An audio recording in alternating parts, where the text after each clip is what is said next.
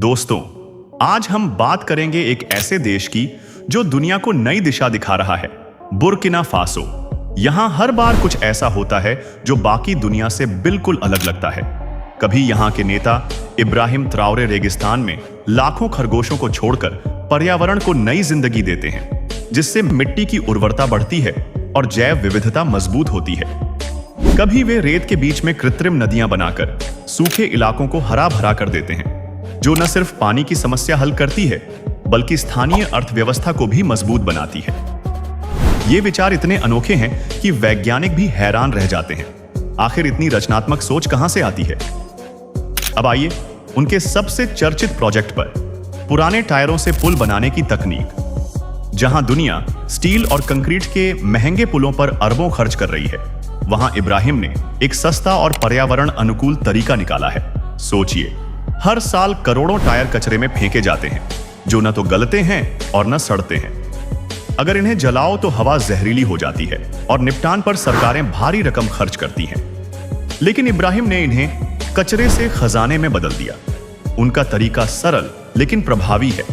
पहले जमीन को समतल करके मजबूत नींव बनाई जाती है, फिर पुराने टायरों को कतारों में कसकर जोड़ा जाता है, जैसे ईंटों की दीवार।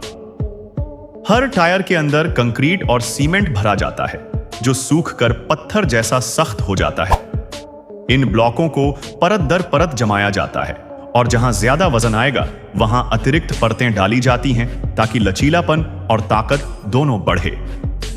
ऊपर की सतह के लिए लोहे या लकड़ी के फ्रेम में कंक्रीट डाला जाता है और मजबूती के लिए जालीदार तार मिलाए जाते हैं।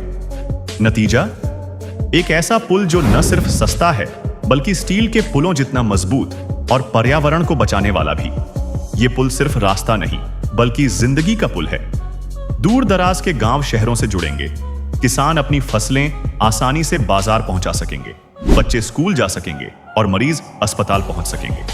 इससे गरीबी कम होगी, क्योंकि कचरा बीनने वाले मजदूर अब टायर संग्रह और निर्माण में काम पा रहे हैं। एक प्रोजेक्ट जो रोजगार भी दे रहा है।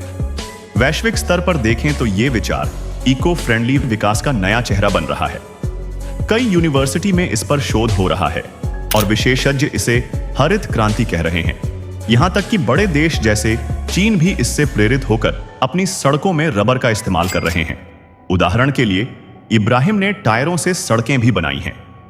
टायरों को पीसकर क्रम्ब रबर बनाया जाता है, जो तारकोल के साथ मिलकर ज्यादा टिकाऊ सड़क देता है।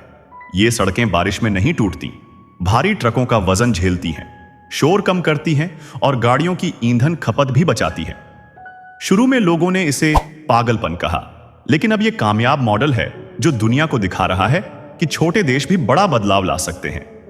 मेरे अनुसार भारत जैसे देश में, जहां टायर कचरा एक बड़ी समस्या है, यह तरीका अपनाकर हम सड़कें और पुल सस्ते में बना सकते हैं, पर्यावरण बचाते हुए। दोस्तों, क्या लगता है आपको?